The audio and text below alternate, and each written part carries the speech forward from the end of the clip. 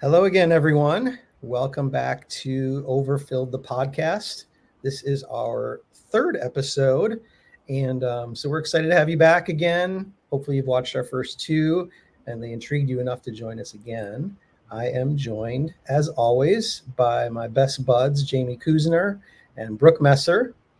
We're going to talk today about our usual what overfilled us since our last episode. We're going to talk about Contact Lens Residency Part 2. We did get some great feedback from some of our viewers, listeners, and so we'll share that.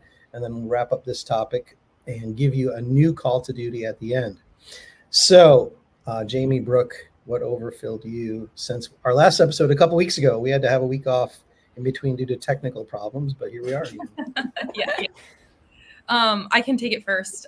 So I have just 3 quick comments. One, I was reading a story to my son Hunter last night. He's 4. And then we were just kind of cuddling, snuggling in, and things were quiet for a bit. And I thought he was relaxing. And then he rolls over to me and he looks at me and he says, "Mom." And then he says, we will rock you. So on the drive to school this morning, we got to rock out to Queen, which was really fun. Awesome. Nora was her guitaring and everything. So that was a just kind of a random little fun thing. Yesterday, I had a patient wearing scleral lenses for dry eye, history of chemotherapy, and just kind of messed up all of that. And so she told me, nobody will ever take these away from me. Like, it would have to be over my dead body if you're taking these sclerals away from me. Totally changed my life. She does monovision, and she's super happy. And so that was fun too, just to hear and kind of endorse all the work you put into these patients, and how much it changes their life. And then the last one is registration for ICSC is is trending ahead of previous years. And so that's always, kind of affirming and overfilling in a way that when you take over something that has been previously well done, that success to continue and see people continue to support the program without much for hiccups, that is just feeling really good too about 5 weeks out from the meeting. So very excited for that. And I'm overfilled that both of you are going to be there with us. So we are. That's my overfilled couple weeks since last time. So for me, I feel like it was the last couple days. So I actually had a patient right before today, actually, that I recorded. I saw her last year. She was 21 years old, and she got referred to me, newly keratoconic patient.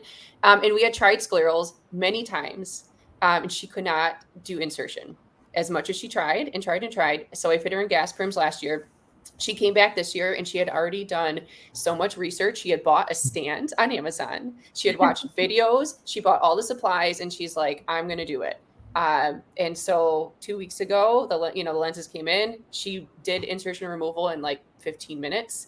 And she came back today. Lenses are perfect. And she was just asking me, what do I need to be able to see to drive? And she's passed it by a couple lines. And she was just so happy because her dad has been driving her around as a 21-year-old, especially to these appointments an hour away. So that was super exciting that now she's going to be able to get a little bit of freedom as a 21-year-old. So that's great. And then yesterday, I kind of had an overfilling day. It was a little hectic here. I finally have a technician, which is awesome. But then she had to leave due to a family emergency. So I was kind of running around like a crazy person. I was running behind, and then one of my long-term, scleral patients, and you get really close to your patients. She told me that her mother had passed away, and it was very sad. And so she was, crying to me in the room, and we were hugging, and, her mom was my patient too. So it was one of those moments where it's like, okay, I'm 20 minutes behind. I'm trying to keep my head above water, but sometimes your patients just need you for other reasons. Mm-hmm. So that was a little overfilling. I feel like it takes a lot out of me emotionally every day. But it was nice that she confided that into me. And then we had a nice little, chat about her relationship. And then we fit her in new sclerals and she was happy and she left. But I think as a scleral fitter, it's like you get to know your patients so well that they almost like break down with these things when they see you, different than any other provider that they see. So that was my overfilling day yesterday and today. And we were happy to share that overfilling day with you yesterday. I know. I was texting you guys. I'm like, my husband, as soon as I got home, he had a glass of wine ready for me. He was like, here you go. I know you had an emotional day. And I was like, thanks, Colin. I think as a private practice owner, it's even like more resonating, like the connections for some, like I feel like I connect with my patients, but thinking about in like the ownership role and the connection, there's just like really something special about that. And of course I enjoy what I do here, but sometimes I miss, there's just that little something extra when it's literally everything in there is, what you hang your hat on at the end of the day. So yeah. And 3 of those patients yesterday, like drove from over an hour away to see me at my new practice, and they followed me, found me online for my old practice. So it was just really nice that they made the journey to see me, and made the effort to find me on Google. So it always just makes you happy to know that your patients are loyal to you. For sure. I remember, Jason, when patients would wait for you, and you had just, over the years, collected patients that were quite difficult, both like emotionally, personality, and their eye needs. And so there were days that Jason ran behind because it's just, you see the most complex of complex, and every patient in the waiting room, no matter how long they waited, never said a word about waiting, because everybody knew that it was just like, I'm here to see the best. I am here because this person takes care of me both emotionally and how I see. And everybody else here obviously needs that too. And so nobody ever said anything about waiting for Jason. It was just, it's one of those where you're like, that's what I'm going to be someday. That's how my patients are going to, hopefully my patients feel the same way about if they have to wait for me. And it was the same, like even Terry always said that too, just like everybody waits for Jason because they just know that everybody else needs him too. So. Yeah. And now everyone waits for you. I still get some. We're handing out gift cards left and right for waiting for me. So. Gosh. Good stuff. Mm-hmm. Well, Jamie has been collecting some emails and some videos from last week. Of course, our topic last week was about contact lens residency. For those of you who've just matched, we wanted to talk about from a perspective of how you prepare for it. We wanted to hear about what you might gain from residency from those who have done them already. And then we're going to talk about what we would do differently. Of course, we ran out of time, so we'll cover that today. But from what we gained from residency, we got a handful of replies. So Jamie, can you tell us what people are saying as far as what they got out of their contact lens residencies? Sure. Do you want to, let's see, let's share. Can you share Critty's with me? For sure. Perfect. So my good friend, Critty Bagat, who I love. So she was really excited when she saw our video. So she wrote a comment back and she said, oh my God, it was one of the best decisions, one of the best years and best decisions I've ever made. There's so many things that I could say, but one of the biggest things I learned during my residency was networking and getting to know the specialty contact lens community. The red carpet is laid out for you at every event, and you really get to meet and learn from some of the best in the industry. Take a moment to say hello to them, maybe take their card and just get to know these doctors. The doctors that are practicing now really want to get to know the resident also and really help them anyways. So it's a two-way thing. And I know that we touched on that as well, that, just networking is the biggest thing that you're going to get out of that year, and just making connections, because you never really know who is going to end up making an impact on your career or your life, even years down the road. I met Critty via connections from my residency year, and now she's one of my great friends, and we talk all the time. Yeah, and I agree. It's not just the connections with other residents; it's connections with practicing practitioners who do really, again, want to get to know you, and it's the folks in industry. And really everybody, this is such a close-knit community. It's much smaller and more intimate than, let's say, the disease crowd where there's a lot more people involved. And so I think, again, you do get to know people. It's a small world, and you have to be a little careful with how you talk about people, of course, because it all gets around. But getting to be in part of that community is a pretty special thing. So yeah. I think we all would agree with what Critty had to say. Yeah, exactly. Yep. And then we also had a really awesome video submission that I'll have Jason play next. So you want to throw that one up there? Oh, and this is what everybody should be doing right now, is sending us videos like this. Yes. So, Pooja, thank you for being the first and the best for sending us a video. We love you for this. So anyway, I'll go ahead and play this, and then Jamie, you can follow up on it. For sure. I'm Pooja. I'm a 2022 contact lens grad from Nova. And I just wanted to give you guys a couple of pieces of advice that I think could make your residency a little bit more fulfilling. One, I just wanted to say, really take the time to get to know your fellow contact lens residents. It's a small group of people that do what we do, and these are going to be your colleagues in this field. So it's really nice to have. And second, I would really say yes to any opportunity that you can. It is 1 year of residency. It's going to be a lot of hard work, but saying yes to, research opportunities, speaking opportunities, presenting case posters, if you're interested in a fellowship, look into that stuff now, because you can start finding your cases now. So just something to think about, and good luck in this next year. I love how she has the guide for scleral lens fitting, like literally at her fingertips, Right. Tabletop there. And there's like a diagram of the cornea on her desk. That's just perfect. We are cornea and contact lens geeks. That's for sure. Always. Yeah. Exactly. So- And saying yes to everything, especially when you're a resident, like this is your time to say yes. I think all of us are kind of getting to the point where we need to start saying no, maybe a couple times. But saying I made that commitment too, is just say yes to everything, every opportunity, every speaking engagement, everything that you can, just say yes. And it'll give you really great experience. It'll give you good exposure. And now's the time. Like you're young, you're youthful, you're just get out there and do it. Just work super hard. Yeah, you think you have like less time, and then you get into practice, and then you have less time, and then you get married and have kids, and you have even less time, and you just think, well, I'll do it when I have more time, but then you just never do. And I think about like all the time I spent at the gym when I was a resident. I had so much time to do stuff. So even though I felt very busy, and that residency year is, just completely immerse and go for it. Yeah. And you're already in the study mindset, right? Mm-hmm. So like you're just getting out of being a student. So if you can just write all your case reports for your fellowship, like do it now. Because if you wait a few years, you're just not going to want to go back and write more case reports, unless you're Brooke and she's working under Diplomate and she's writing case reports all the time. You will be soon enough. Still, yeah, you're not getting out of this one.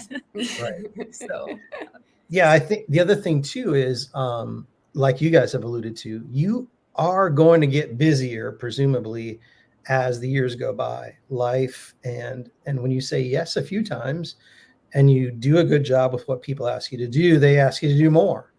And so you think, well, I'll do it later. Your life is going to fill up. And so fills up. Spend time that residency year saying yes to opportunities. I totally agree. And you can learn to say no later. Yeah. Would you say your life overfills? Is that what you would say? It does overfill with everything.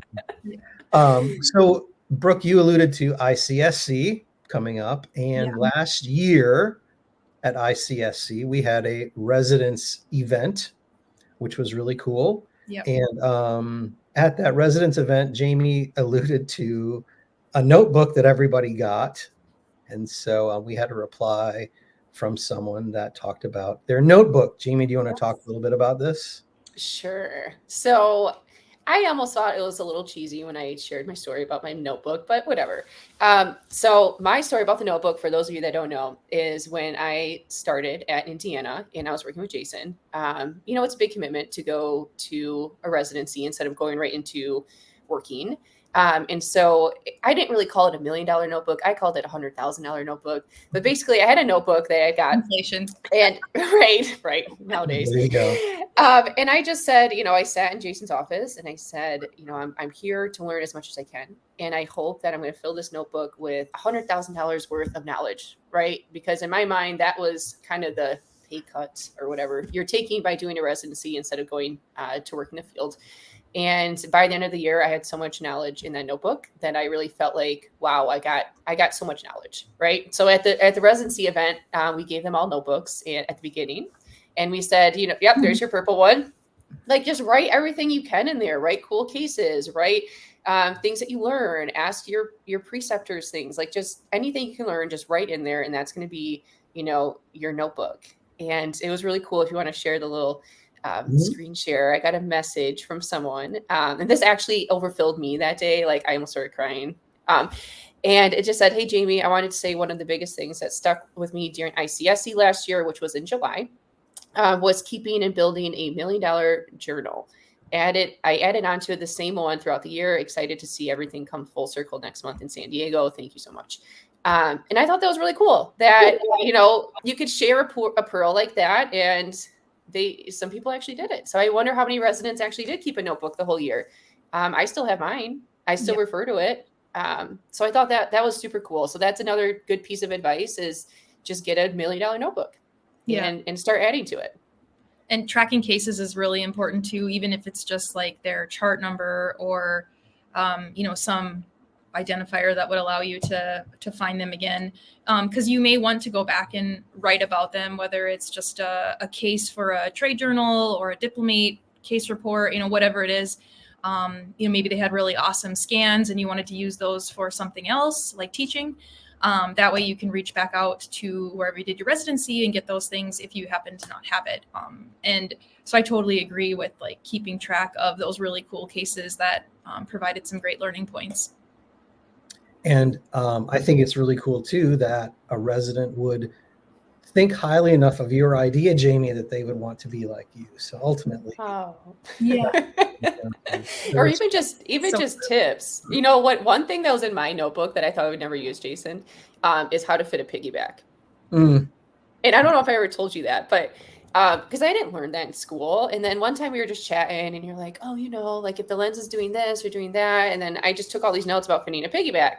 And I thought, I'm never going to have to do this. And then a few years after I got out, I had to fit a piggyback. And I was like, "Oh, I'm going to look at my notebook." And I knew exactly what to do, because you never know. Like that might be a random piece of knowledge that you don't use a lot. But I knew enough to look back and I'm like, "Hey, like, thanks, Jason."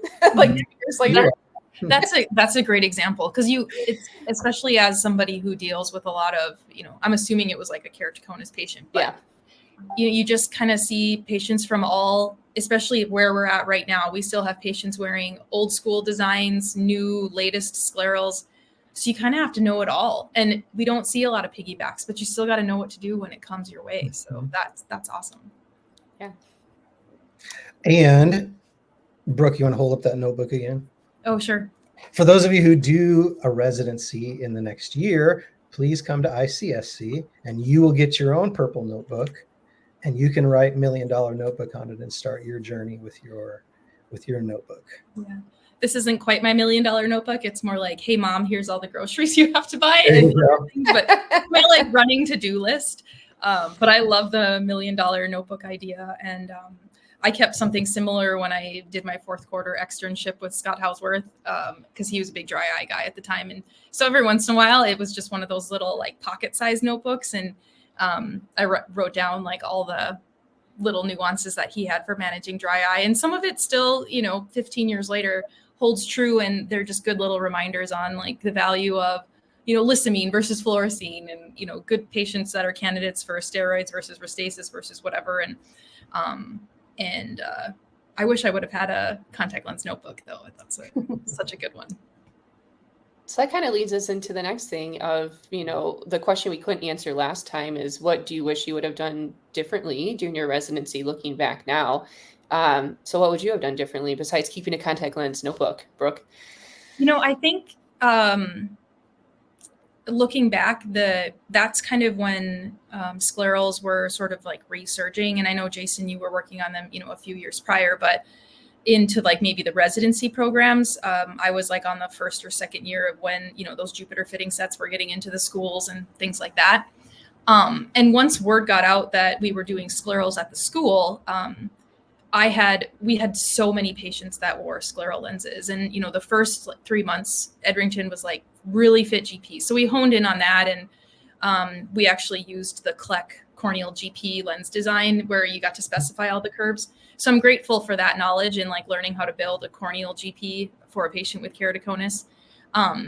But because our scleral population blew up so quickly, I kind of wish I would have like played more with hybrids or played more with other things, just so that when I came out into practice, I had more of a foundational knowledge, because you really kind of fall into, gosh, Jupiter was it at the time, so it was like I got really comfortable with that, and then didn't really branch out very much. So there's like pros and cons to that, where you can get really good at one thing versus having a broad knowledge of other things. And so part of me wishes I had, done a little bit more, or maybe got into the primary care clinic a little bit more and tried to find some more like ortho-K patients and stuff. Because while I feel comfortable with ortho-K now, but most of it I learned with Jason, because I really only had maybe 5 or 10 patients during my residency year. So I wish I would have had maybe a little bit more diversity, even though I'm very grateful for the fine expertise that was, the larger diameter sclerals at the time. But looking back, maybe I wish I was a little bit better at hybrids at times, or, things like that. Mm-hmm. I guess for me, the one thing, and every residency is so different too. So at Indiana, you do a lot of lenses, right? And we're kind of subdivided into the contact lens department, and then the disease department is like a totally different, floor. And we did contact lenses, and I learned that so well. But I feel like I wish I would have gotten into the disease clinic a little bit more.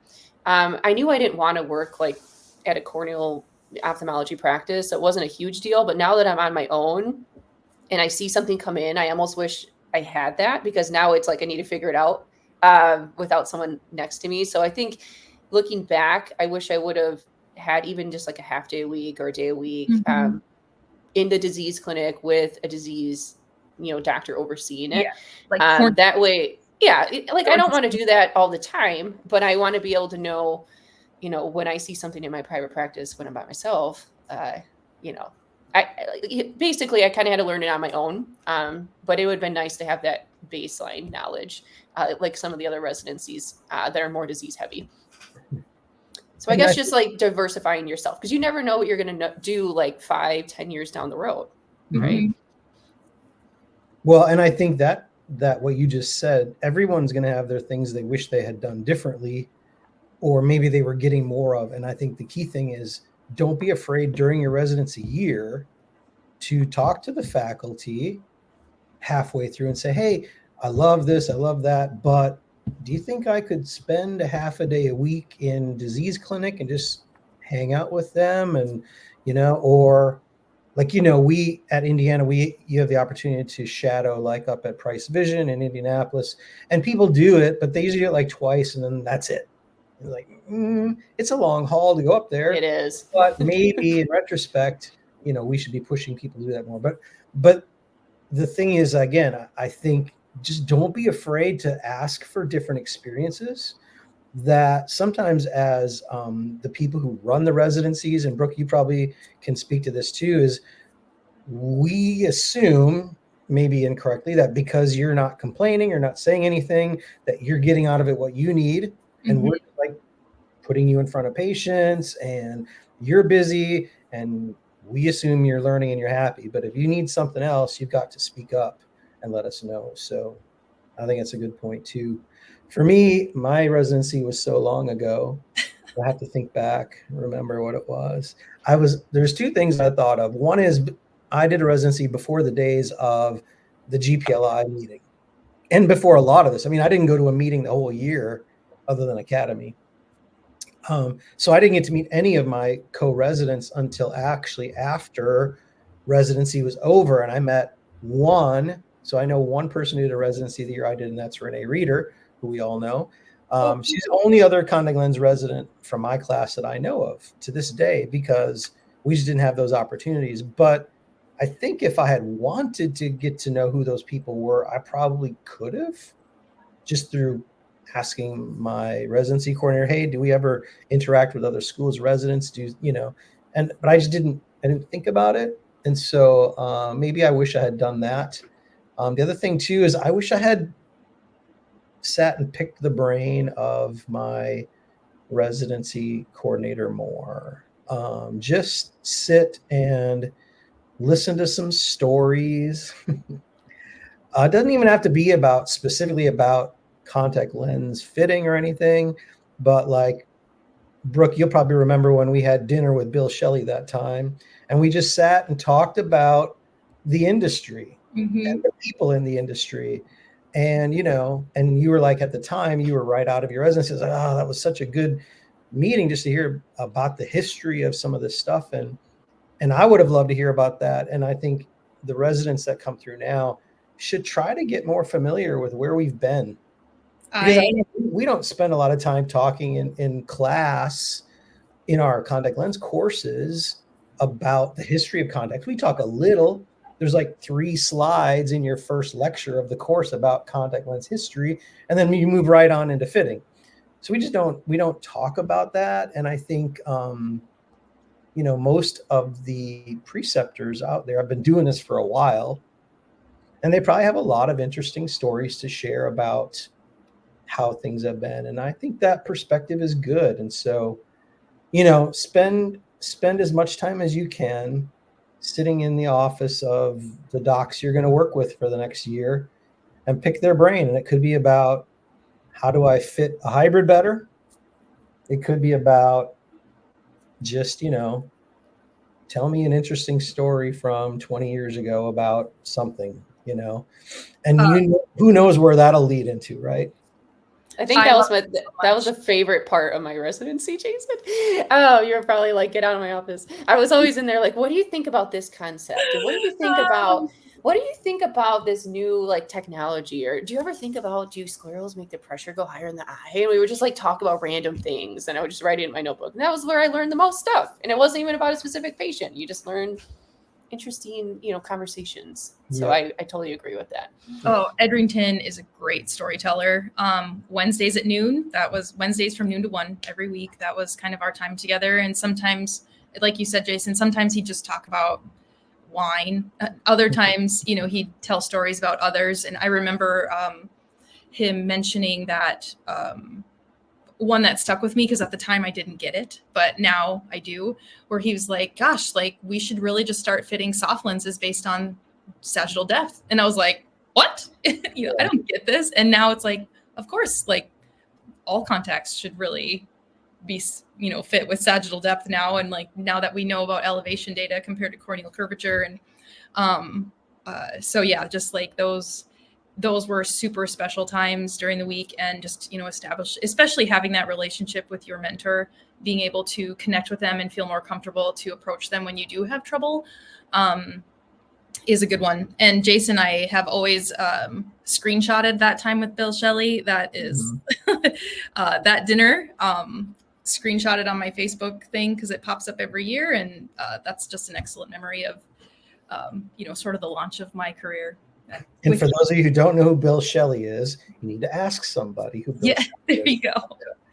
So there's an assignment for you. That's one of your call to actions, is find out who was Bill Shelley. Oh my God, I love this. We had a Young OD Connect call with for ICSC, and so John Gellies and Ariel Sorenzi, those are my co-chairs for ICSC, on the call. And John also dropped Bill Shelley's name and didn't go into explaining who he was. And I was like, I just love this so much, because Bill had his hands in a lot, he touched so many, fitters and practitioners in the contact lens industry, and just, such a good connector, really.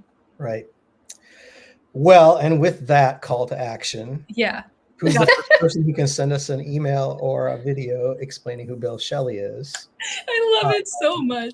But we need to get back to our real true call to action for this program. And that is, we want your cases.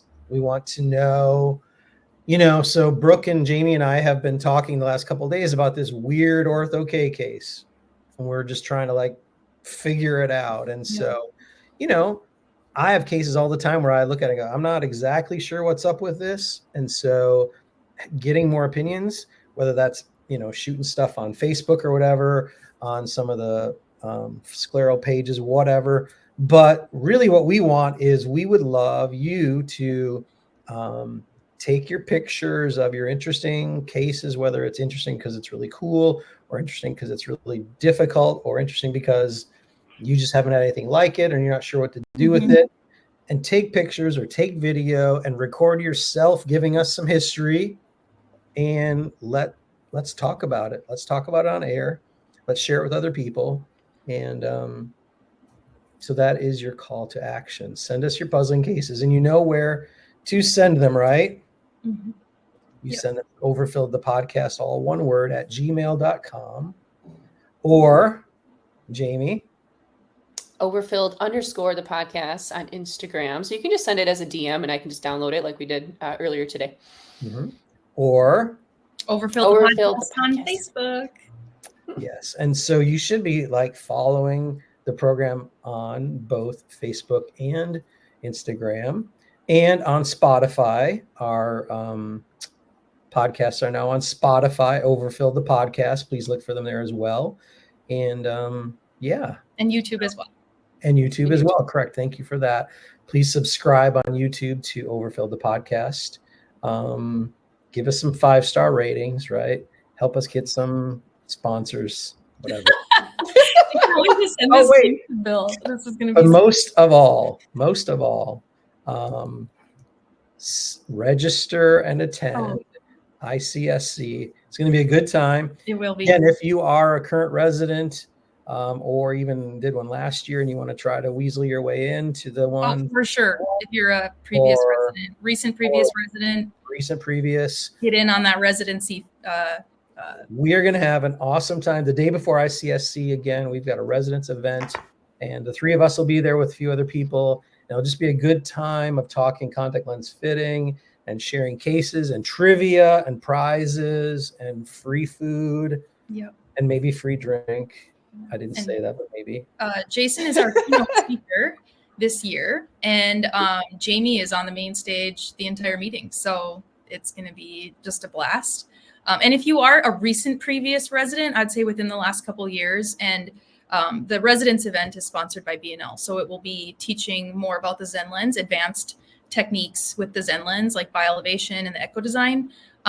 Reach out to one of us. We can, at least connect you with the Bausch and Lomb group to see if you can still attend that residence event, which I'm sure they would be very welcoming.